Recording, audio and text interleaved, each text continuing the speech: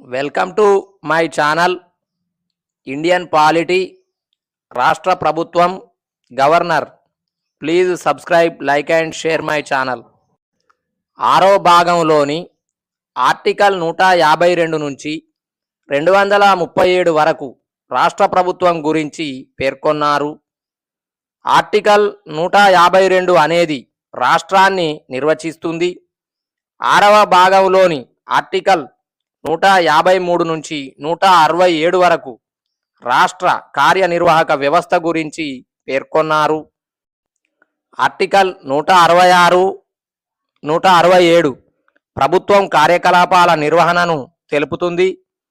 రాష్ట్ర కార్యనిర్వాహక వ్యవస్థలో గవర్నర్ 153 నుంచి 162 ప్రకరణలు, ముఖ్యమంత్రి మంత్రిమండలి 163 నుంచి 164 ప్రకరణలు, అడ్వకేట్ జనరల్ 165 ప్రకరణలు భాగంగా ఉంటారు. గవర్నర్ వ్యవస్థ ఆర్టికల్ 153 ప్రకారం ప్రతి రాష్ట్రానికి ఒక గవర్నర్ ఉంటాడు. 7వ రాజ్యాంగ సవరణ 1956 ప్రకారం 2 లేదా అంతకంటే ఎక్కువ రాష్ట్రాలకు కలిపి ఒకే గవర్నర్ను నియమించవచ్చు. ఉదాహరణ, గతంలో నరసింహన్ తెలంగాణ, ఆంధ్రప్రదేశ్ 2 రాష్ట్రాలకు గవర్నర్గా పనిచేశారు. ఆర్టికల్ 154 ప్రకారం రాష్ట్ర ప్రభుత్వ కార్యనిర్వహణ అధికారి గవర్నర్. రాజ్యాంగం ద్వారా తనకు సంక్రమించిన అధికారాలను గవర్నర్ స్వయంగా గాని లేదా తన కింది అధికారుల ద్వారా గాని నిర్వహిస్తారు. గవర్నర్ల నియామకం. గవర్నర్ను నియమించే పద్ధతిని కెనడా రాజ్యాంగం నుంచి స్వీకరించారు. 155వ ఆర్టికల్ ప్రకారం గవర్నర్లను కేంద్ర ప్రభుత్వం సూచన మేరకు రాష్ట్రపతి తన అధికార ముద్రతో నియమిస్తారు. గవర్నర్లను నియమించే అధికారం, హక్కు, స్వేచ్ఛ ఈ ఆర్టికల్ ద్వారా కేంద్ర ప్రభుత్వానికి సంక్రమిస్తుంది.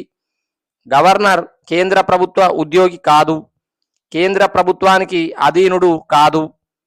ఈ పదవి స్వతంత్ర రాజ్యాంగ పదవి అని 1979లో సుప్రీంకోర్టు తీర్పు చెప్పింది.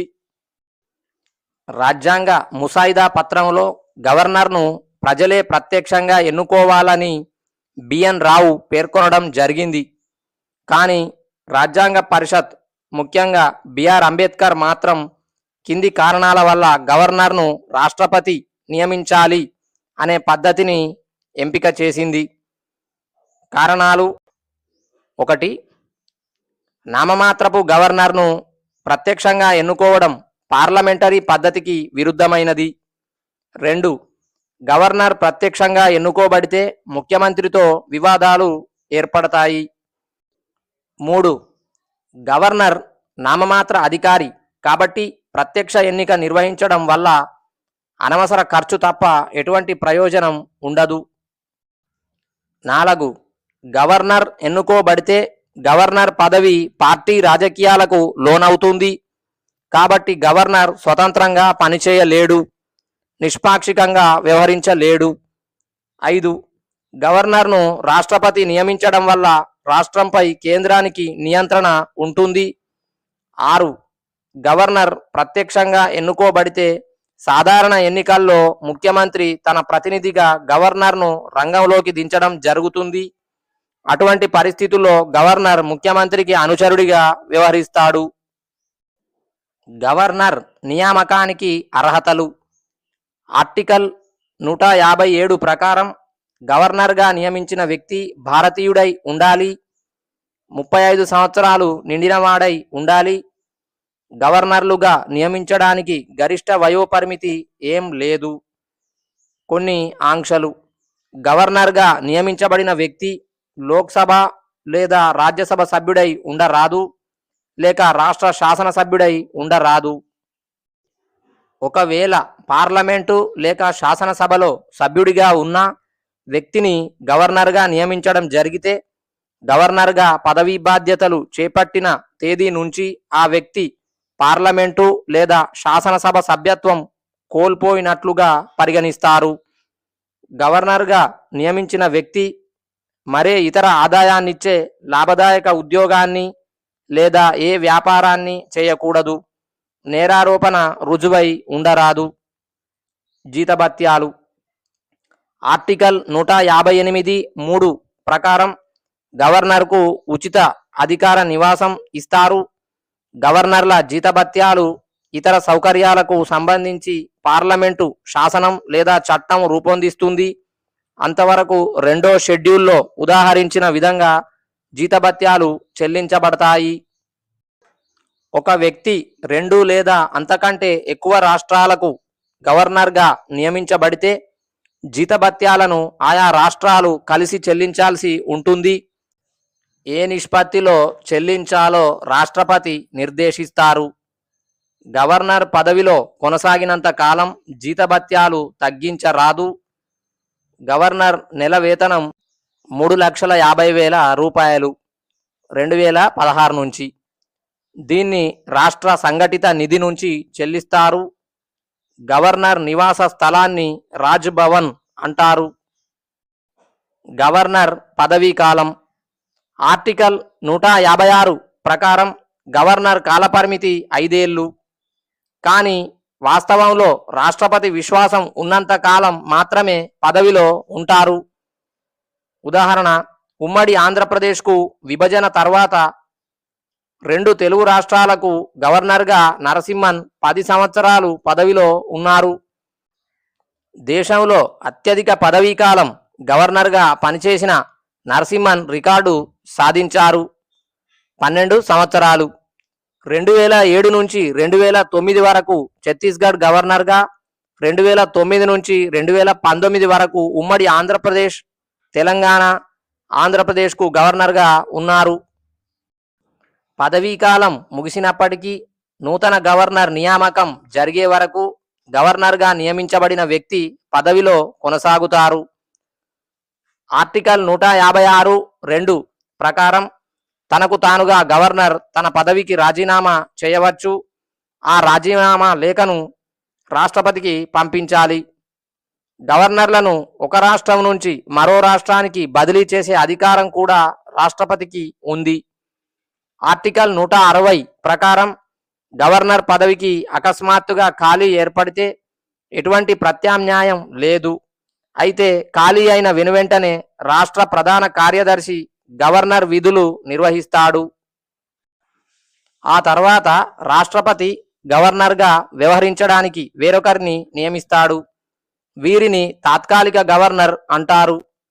దీనికి సంబంధించి రాష్ట్ర హైకోర్టు ప్రధాన న్యాయమూర్తి గాని లేదా పక్క రాష్ట్ర గవర్నర్ను గాని రాష్ట్రపతి కొత్త గవర్నర్ నియామకం వరకు విధులు నిర్వర్తించమని ఆదేశించవచ్చు. గవర్నర్ తొలగింపు వివాదం కేంద్రంలో ప్రభుత్వం మారినప్పుడల్లా గవర్నర్లు మారుతున్నారు. ఆర్టికల్ 156(1) ప్రకారం గవర్నర్ పదవికి భద్రత లేదు. ఈ పదవి కాలపరిమితి పూర్తిగా రాష్ట్రపతి ఆమోద యోగ్యతపై ఆధారపడి ఉంది. 1. 1982లో supreme court Suryanarayan Chaudhary versus union of India కేసులో ఇచ్చిన తీర్పు ప్రకారం రాష్ట్రపతి ఆమోద యోగ్యత అనేది న్యాయస్థానాల్లో సవాలు చేయరానిది. 2. రాజ్యాంగంలో గవర్నర్ తొలగింపునకు సంబంధించి ఎటువంటి నిబంధనలు గాని కారణాలు గాని పేర్కొనలేదు. కేంద్ర ప్రభుత్వం తన విచక్షణ ప్రకారం రాష్ట్రపతి ద్వారా గవర్నర్లను తొలగించగలదు. గవర్నర్ అధికారాలు గవర్నర్కి రాష్ట్రపతికి ఉన్నట్లుగానే కింది 4 అధికారాలు ఉంటాయి. 1. కార్యనిర్వహణ అధికారాలు, 2. శాసన నిర్మాణ అధికారాలు, 3. ఆర్థిక అధికారాలు, 4. న్యాయ అధికారాలు. రాష్ట్రపతికి ఉన్న ఈ 3 అధికారాలు గవర్నర్కు ఉండవు. అవి 1. సైనిక అధికారాలు, 2. రాయబార అధికారాలు, 3. అత్యవసర అధికారాలు. గవర్నర్కు ఉండి రాష్ట్రపతికి లేని అధికారం విచక్షణ అధికారం. ఆర్టికల్ 153 ప్రకారం గవర్నర్కు మొత్తం 5 అధికారాలు ఉంటాయి. కార్యనిర్వహణ అధికారాలు ఆర్టికల్ 154 రాష్ట్ర కార్యనిర్వహణ అధికారాలు అన్నీ గవర్నర్కి ఉంటాయి. ఆర్టికల్ 156 ప్రకారం రాష్ట్ర పాలన అంతా గవర్నర్ పేరు మీద నిర్వహించబడుతుంది. రాష్ట్రంలోని అన్ని నియామకాలు గవర్నర్ పేరు మీదనే జరుగుతాయి. ముఖ్యమైన నియామకాలు ఆర్టికల్ 164 ముఖ్యమంత్రిని అతని సలహాపై ఇతర మంత్రుల నియామకం. ఆర్టికల్ 164(1) జార్ఖండ్, మధ్యప్రదేశ్, ఛత్తీస్గఢ్, ఒడిషా రాష్ట్రాల్లో గిరిజన సంక్షేమ మంత్రిని నియమించడం గవర్నర్ బాధ్యత. 2006లో చేసిన 94వ రాజ్యాంగ సవరణ ప్రకారం బీహార్ను తొలగించారు. అదనంగా జార్ఖండ్, ఛత్తీస్గఢ్ రాష్ట్రాలను చేర్చారు. ఆర్టికల్ 165 అడ్వకేట్ జనరల్ నియామకం. ఆర్టికల్ 316 రాష్ట్ర పబ్లిక్ సర్వీస్ కమిషన్ చైర్మన్, సభ్యుల నియామకం. ఆర్టికల్ 233 జిల్లా కోర్టుల న్యాయమూర్తుల నియామకం. ఆర్టికల్ 243(i) రాష్ట్ర ఆర్థిక సంఘాన్ని ఏర్పాటు చేస్తాడు. ఆర్టికల్ 243(k) రాష్ట్ర ఎన్నికల సంఘం నియామకం. రాష్ట్రంలో రాజ్యాంగ అత్యవసర పరిస్థితిని విధించమని రాష్ట్రపతికి సిఫారసు చేయవచ్చు. రాష్ట్రపతి పాలన సమయంలో రాష్ట్ర శాసనసభ ప్రతినిధిగా, కార్యనిర్వహణ అధికారిగా కొనసాగుతారు. రాష్ట్ర ప్రభుత్వ ఉద్యోగులు గవర్నర్ పేరు మీదనే నియమించబడతారు. రాష్ట్ర విశ్వవిద్యాలయాలకు ఛాన్సలర్లుగా వ్యవహరిస్తే వైస్ ఛాన్సలర్లను నియమిస్తారు. వివిధ రాష్ట్ర కమిషన్ల చైర్మన్లు, సభ్యుల నియామకం. 1 రాష్ట్ర మానవ హక్కుల కమిషన్, 2 మహిళా commission, 3 minority commission, 4 SC ST BC కమిషన్లు, 5 అధికార భాషా సంఘం. నోట్: 2019లో చేసిన 104వ రాజ్యాంగ సవరణ చట్టం ద్వారా రాష్ట్ర శాసనసభలో ఆంగ్లో ఇండియన్ల రిజర్వేషన్లు రద్దు చేశారు. ఈ చట్టం 2020 జనవరి 5 నుంచి అమల్లోకి వచ్చింది. ప్రమాణ స్వీకారం. ఆర్టికల్ 159 ప్రకారం గవర్నర్ లేదా గవర్నర్ విధులను నిర్వర్తించే వ్యక్తి తన అధికార బాధ్యతలను స్వీకరించడానికి ముందు సంబంధిత రాష్ట్ర హైకోర్టు ప్రధాన న్యాయమూర్తి ఎదుట, ప్రధాన న్యాయమూర్తి లేకపోతే సీనియర్ న్యాయమూర్తి ఎదుట ప్రమాణ స్వీకారం చేయాలి.